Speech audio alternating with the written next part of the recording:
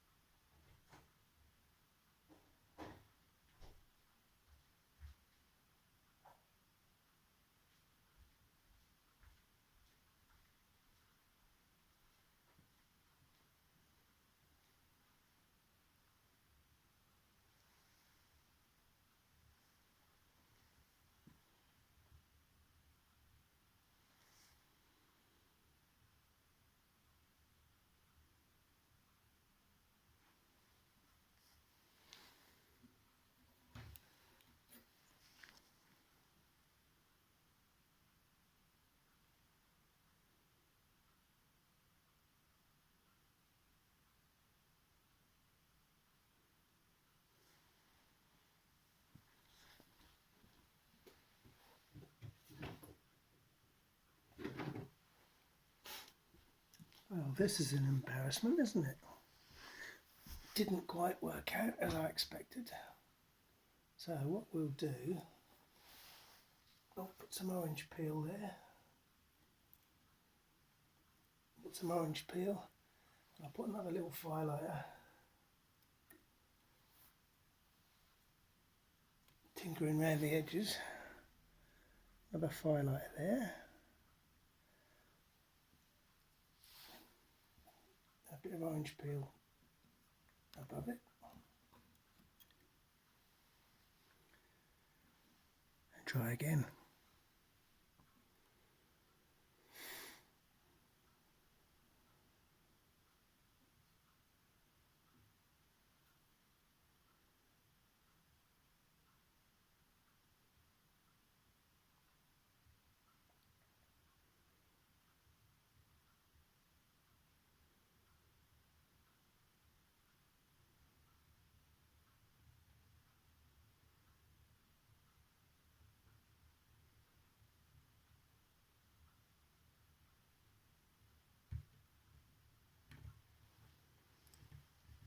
I think it might work this time.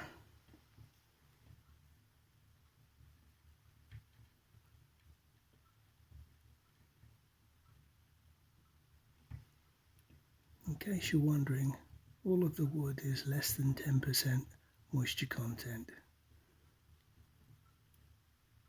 It'll work this time.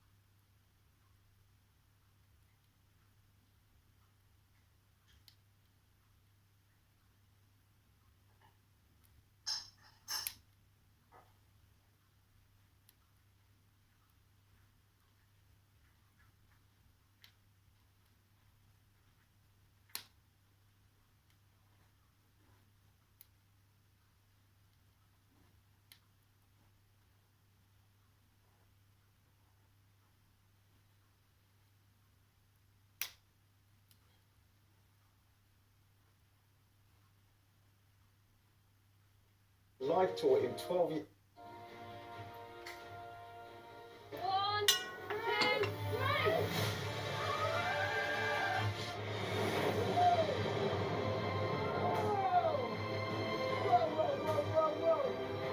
I can't do this.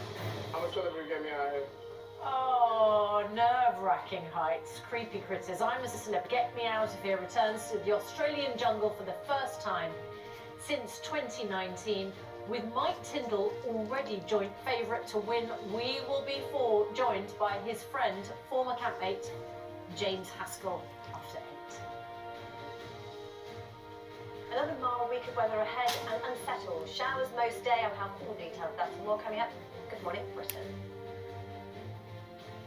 Monday, 7th of November 2022, live from Television Centre in London. This is good. These talks are reckoned to be the world's best hope of tackling climate change. The British Prime Minister will be announcing millions of pounds of funding for clean energy and forest protection today.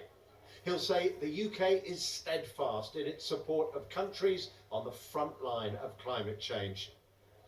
It's been another year of climate-related extreme weather. Terrible floods left a third of Pakistan underwater, for example. Another year of drought pushed 40 million people in East Africa closer to famine. Developing nations are demanding not just millions, but hundreds of billions of pounds of assistance from the rich world. Nicola Sturgeon, the Scottish First Minister, will also be in Egypt today. She played a key role in the last UN climate talks in Glasgow and says it is time rich countries coughed up the cash they've promised to help the developing world rise to the climate challenge. One bit of good news though, the Egyptian reefs are particularly resistant to marine heating, according to local scientists. The negotiators here will need to summon similar reserves of resilience if progress is going to be made at the conference. Justin Rolat, BBC News, Sharm el-Sheikh, Egypt. A cabinet minister has confirmed that the Prime Minister knew a complaint for harassment and bullying had been filed against a Tory MP before he was given a ministerial position.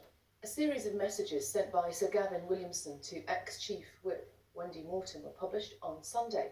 Let's speak to our chief political correspondent, Nick Eardley, now, who's in Westminster for us. Morning, Nick. Now, how difficult is this for the Prime Minister? I don't think there's any doubt that this is another uncomfortable position for Rishi Sunak, because remember, this is his second big row about an appointment to the cabinet. Last week it was the Home Secretary Suella Braverman. Today it's Gavin Williamson, who is a minister in the Cabinet Office.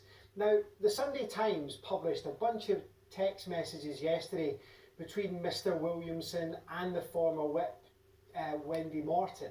And they are pretty angry. They include a number of swear words. Some see them as quite threatening, because at one point he says there is a price for everything, in a row about who got to attend the Queen's state funeral. Overnight, the Prime Minister has told the Sun newspaper that these messages are not acceptable, that it came at a difficult time, but that everybody should be treated with respect. And Rishi Sunak has not given Mr Williamson his full support, in the sense that he's not said that Gavin Williamson will definitely remain in his job. That's because the Conservative Party is looking into this. There's been a complaint made by Wendy Morton, the former Chief Whip, about these text messages. The Conservative Party is looking into that at the moment. Not totally clear how long that complaint will take. It's a bit like asking how long a piece of string is, trying to find out how long these investigations take. But, as I say, I think this is another uncomfortable position for the government, because, again, we are talking about whether someone should have been put into a senior cabinet role just a couple of weeks after Rishi Sunak promised that integrity and professionalism would be at the heart of everything he did. Nick, thank you very much indeed.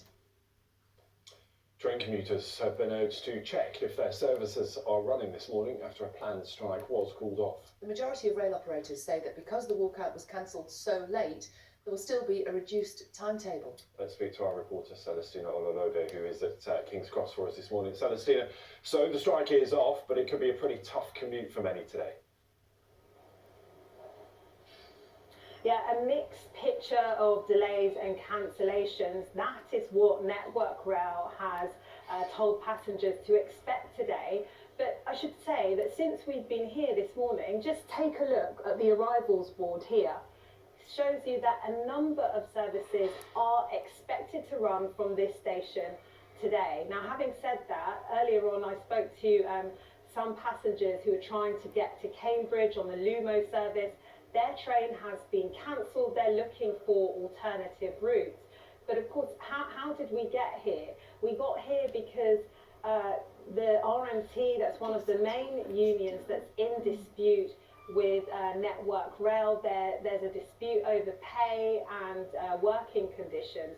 And the RMT say that it's expected to ballot shortly, which could mean that there could be more strikes further on down the line. We will have to wait and see, but as you say, the main thing is that if you're travelling from this station or any station today, please check with the rail provider beforehand.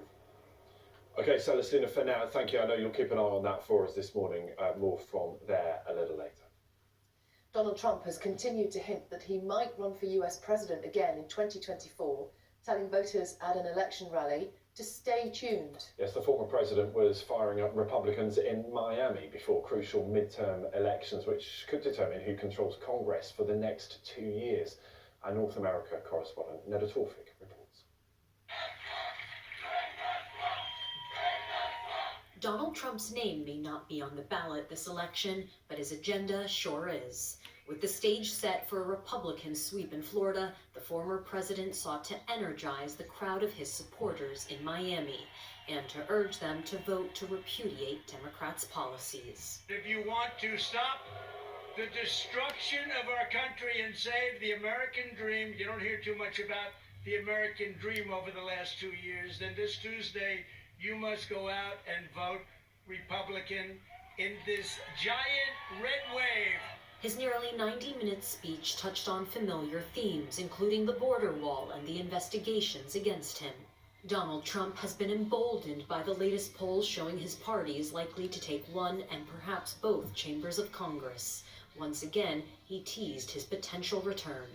In order to make our country successful, safe, and glorious, I will probably have to do it again, but stay tuned. Donald Trump hasn't announced he's running again, but his supporters are already preparing for it. In the meantime, the upcoming midterm elections have certainly heightened the feeling that they are in a battle to save America. I'm voting for conservative voices that are pro-God, pro-country, pro-family, pro-life. I'm a father, and I want my daughter to be raised with Make America Great Again. There's a lot at stake in the midterm election. For one, the control of Congress, but also Donald Trump's status if he goes after the presidency once more. Neda Tawfik, BBC News, Miami. Now, all captive birds in England must be kept indoors from today to try and stop the spread of bird flu. More than 200 cases have been confirmed since October last year, and about 5.5 million birds have died or been culled. The restrictions are aimed at preventing house birds from interacting with wild birds